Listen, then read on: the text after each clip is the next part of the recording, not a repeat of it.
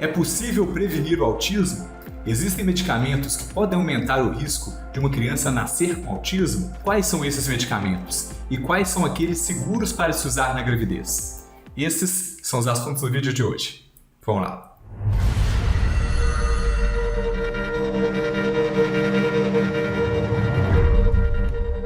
Olá pessoal, eu sou o Dr. Matheus e hoje vamos falar sobre como podemos diminuir os riscos de uma criança nascer com transtornos do neurodesenvolvimento, como por exemplo, autismo. Isso em bebês de mães que, por exemplo, fazem tratamento para epilepsia, que são medicamentos que podem aumentar riscos de algumas doenças, por exemplo, de autismo. E este vídeo é baseado no artigo Teratogênese, resultados perinatais e do neurodesenvolvimento após exposição intrauterina a medicamentos antiepiléticos. Foi um artigo publicado na revista Neurology, Antiepiléticos na gravidez. Pessoal, esse é um assunto muito importante, tanto para futuras mães que já estão pensando em engravidar, como também para pessoas, mulheres em idade fértil, que fazem uso desses medicamentos, que a gente vai falar quais que são, que não são usados apenas para epilepsia, tá? Vamos falar situações diferentes que podem ser usados esses remédios, e infelizmente são medicamentos que trazem riscos de algumas doenças do neurodesenvolvimento, por exemplo, autismo. Epilepsia é algo bastante comum, tem mais de 50 milhões de pessoas no mundo com esse diagnóstico, sendo que 1 a cada 5 está em idade fértil. E aí, por causa desses medicamentos, há riscos aumentados de, por exemplo, bebês nascerem com epilepsia ou com malformações congênitas ou transtornos do neurodesenvolvimento, incluindo, por exemplo, autismo e baixa inteligência. A gente vai ver aqui a importância de otimizar esse tratamento, isso tanto para o controle das crises epiléticas com doses seguras da medicação e também tentar ajustar esses medicamentos até antes da concepção, até antes do desejo.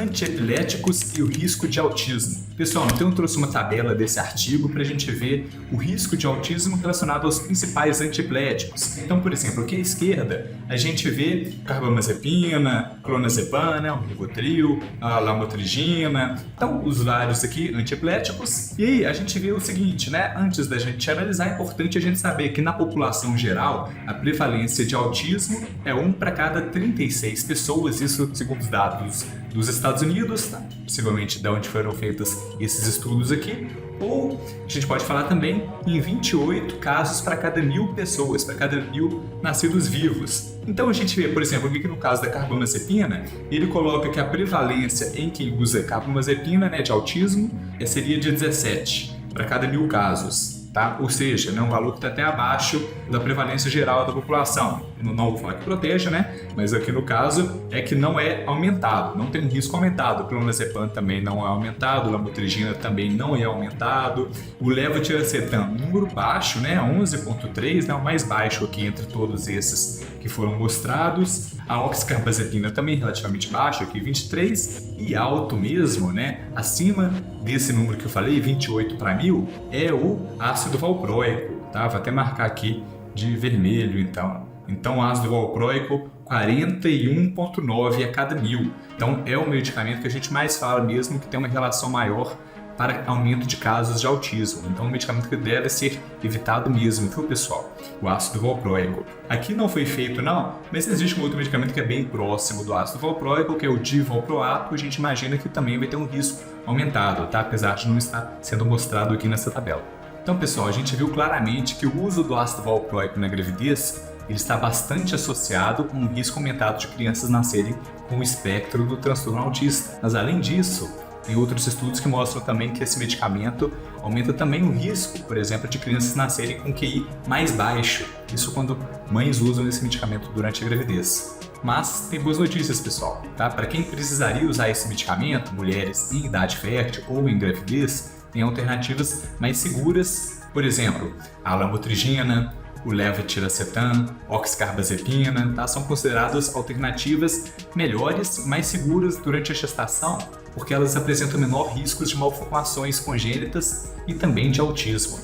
Tá aprendendo? Tá gostando desse vídeo? Então aproveita e já deixa um like, que isso nos ajuda a fazer esse vídeo chegar a mais pessoas. Outros medicamentos. Então, pessoal, existem outros medicamentos que foram falados nesse artigo também.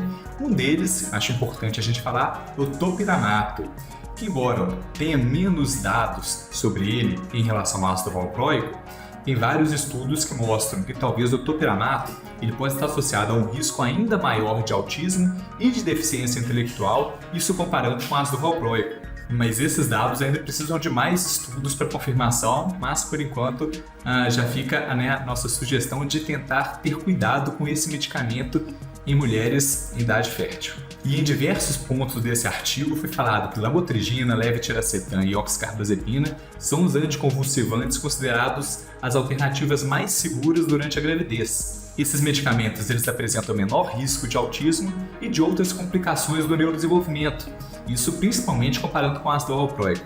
Esses medicamentos, então, eles são os recomendados para as gestantes e quando for apropriado o uso dela, são os melhores, tá? Porque eles têm os perfis mais favoráveis tanto em questão do risco como também de outros efeitos colaterais. Tem outros antiepiléticos, anticonvulsivantes que nós falamos também, né? Por exemplo, da carbamazepina, do clonazepam, o famoso Rivotril, eles são considerados intermediários, menos risco do que o ácido valproico, mas aqueles outros um pouco melhores também. Outros que a gente não foi falado, talvez são porque tem um risco ainda indeterminado, tem poucos estudos sobre eles, e o recomendado então seria não usar na gravidez e em mulheres com idade fértil, talvez dar preferência para esses que a gente já conhece melhor. Outros diagnósticos em que são usados esses medicamentos. Então, pessoal, esses medicamentos também são usados além da epilepsia. Em muitas situações, por exemplo, na saúde mental, uso psiquiátrico. Um exemplo que eu vou dar para vocês é o uso no transtorno bipolar. Então, alguns anticonvulsivantes, por exemplo, o próprio ácido valproico, lamotrigina e carbamazepina, também são usados muitas vezes como estabilizador de humor em pacientes com transtorno bipolar.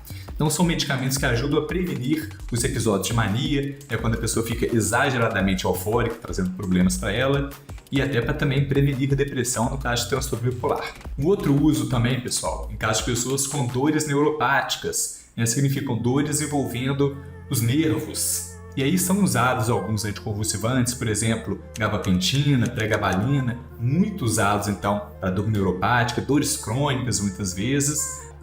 Essas dores que acontecem nas lesões nervosas. E aí, por exemplo, situações que são de dores neuropáticas. A gente tem, por exemplo, dor diabética, pessoa que normalmente tem diabetes e vai ter dor principalmente em extremidades, muitas vezes em pontas das mãos, ou nas mãos inteiras, nos pés também. Também uma situação chamada de neuralgia pós-herpética, uma pessoa que tem dor depois de herpes zoster, uma dor muito ruim, mas comum isso acontecer em idosos. E também algumas dores associadas à lesão medular, A gente teve uma fratura na região da medula, uma fratura óssea, por exemplo, na coluna, pode ter essas dores. Esses medicamentos também podem ser usados em pessoas com enxaqueca, pessoal, tá? Principalmente topiramato e ácido valproico, podem ser usados para prevenção da enxaqueca. Eles ajudam a reduzir frequência e gravidade das crises de enxaqueca. Também podem ser usados em transtorno de ansiedade generalizada, tá? Por exemplo, a pregabalina. Pode ser usada para isso, especialmente nos casos em que os antidepressivos convencionais não são eficazes ou causam muito efeitos colaterais. Por exemplo, uma pessoa que tenha transtorno bipolar e transtorno de ansiedade generalizada, pode ser mais comum a gente precisar usar um desses anticonvulsivantes para controle de ansiedade. Síndrome de pernas inquietas também é uma situação que pode fazer uso desses medicamentos, principalmente gabapentina e pregabalina, muitas vezes usado para tratar essa condição. É uma condição então que envolve movimentos involuntários dos membros inferiores, das pernas, com desconforto, principalmente à noite quando a pessoa está dormindo. Também podem ser usados no transtorno do estresse pós-traumático. Então, pessoal, ainda que esse não seja um uso amplamente padronizado, tem alguns estudos que mostram que alguns medicamentos antiepiléticos, como por exemplo o topiramato e lamotrigina, eles podem ajudar alguns pacientes com esse diagnóstico, especialmente nos casos dos pacientes que têm sintomas graves de dissociação e de hipervigilância, Achar que sempre estão atentos, pensando que algo pode acontecer, de novo, talvez uma recorrência do trauma vivido. Também podem ser usados em transtornos de impulsividade e de agressão. Então, alguns anticonvulsivantes, por exemplo, carbamazepina e o ácido valproico, eles são usados para controlar alguns pacientes que são impulsivos e agressivos, principalmente em pacientes que têm condições psiquiátricas ou neurológicas já diagnosticadas, pacientes que têm, por exemplo, transtorno de personalidade borderline, com muita impulsividade, ou pacientes com deficiência intelectual e por isso às vezes até machuca pessoas próximas, familiares, ou se for no caso de uma criança, às vezes colegas da escola, professores. Então são medicamentos que às vezes a gente prescreve nessa situação também. E além disso, pessoal, tem muita gente que usa alguns desses medicamentos para emagrecimento, especialmente o topiramato. Então o topiramato diminui a fome, pode ser prescrito então para esse objetivo. Particularmente eu não gosto, eu entendo que só vai ter esse objetivo então de diminuição do apetite em doses mais altas. Então uma situação que além de ter esse risco maior, né, de talvez transtornos do neurodesenvolvimento em neném, né, caso essa mulher que usa topiramato engravidar, tá? Além disso, o topiramato causa outros efeitos colaterais que eu acho muito ruins, né, que normalmente pioram um pouco o raciocínio das pessoas. Elas se acham com a concentração pior, com a memória pior também. Então, eu entendo que o topiramato normalmente só dá para ser usado em doses baixas. Eu entendo que não funciona bem, mas é muito prescrito. Fibromialgia, né, pessoal? Então, fibromialgia é uma situação que tem dores diversas no corpo da pessoa e é usado muitas vezes esses medicamentos também, por exemplo, a pregabalina. Está muito usado, então, para o tratamento da fibromialgia. Tem essas dores, né, geralmente em regiões musculares ou esqueléticas. Além disso, a fibromialgia tem também muito sono e fadiga associada. E uma outra situação, pessoal, em que são prescritos esses medicamentos são nos próprios pacientes que têm autismo, porque muitas vezes são pacientes que podem ser mais agitados, né, principalmente aqueles autismos com mais sintomas, né, nível 2 ou nível 3, e esses medicamentos ajudam a manter esses pacientes mais controlados. Recomendações finais. Então, pessoal, esse artigo faz algumas recomendações, então, justamente para evitar malformações e autismo em mulheres que estão grávidas ou em idade fértil. Uma dessas recomendações, então, é justamente evitar o uso do ácido valproico na gravidez ou em mulheres em idade fértil, porque a gente sabe que é um medicamento que tem mais estudos que mostram um risco mais elevado desses problemas. Mas saber é evitar. Porque imagina, às vezes tem gente que tem uma epilepsia que só consegue ser controlada com ácido valproico, então nesse caso vai ter que usar mesmo, porque não dá para uma gestante, por exemplo, né, ter convulsões durante a gravidez. Nesse caso teria que usar mesmo, né, apesar de ter esse risco aumentado. Outra recomendação seria escolher os anticonvulsivantes mais seguros. Por exemplo, a lamotrigina, o levetiracetam, a oxcarbazepina. Esses são os que a gente conhece que tem um perfil de risco mais baixo, isso para malformações, incluindo para autismo também. E outra coisa importante, pessoal, é monitorar o nível desses anticonvulsivantes durante a gestação. Isso é possível fazer por exames de sangue, que dosa a dose desses medicamentos, e sempre tentar trabalhar com a dose mais baixa possível, em que é possível ter um bom controle. E outra recomendação interessante que nesse artigo faz da gente é que ele sugere o uso de ácido fólico em pelo menos 0,4 mg por dia antes e durante a gravidez, especialmente em mulheres, né, que usam os anticonvulsivantes. O ácido fólico ele reduz o risco de defeitos do tubo neural, né, que é a estrutura que vai desenvolver o sistema nervoso, e também melhora o risco de não acontecer esses problemas do neurodesenvolvimento.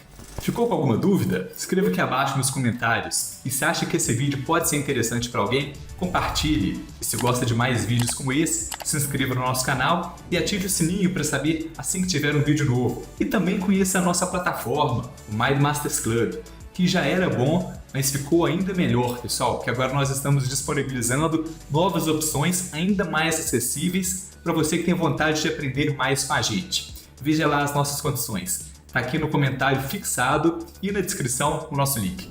Um abraço, pessoal, e até o próximo vídeo.